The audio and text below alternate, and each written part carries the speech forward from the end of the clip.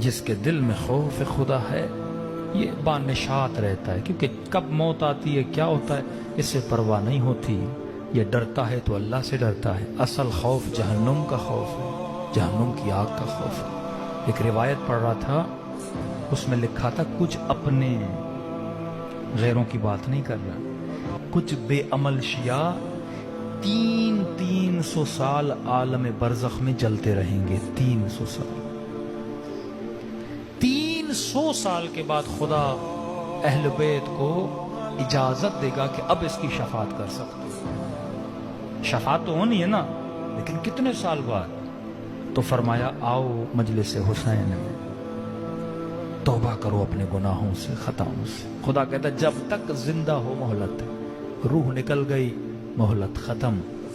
اور فرمایا ایسا واسطہ حسین جیسا، یہیں پہ شفاعت لو نا، منتظر کیوں کہ برزخ میں شفاعت؟ یہیں اس مجلس حسین میں IRC کی امام بارگاہ میں امام حسین کے آنسوؤں کے ذریعے سے شفاعت لو اور جنت حاصل کرو.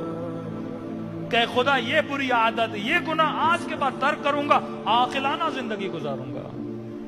فرمایا جنت تیری ہے، دیر یا زود ہر کسی نے دنیا سے جانا ہے. فرمایا مچھر کے پر کے برابر بھی اگر پلکیں گیلی ہو جائیں خدا اس کا اجر بھی ضائع نہیں کرتا.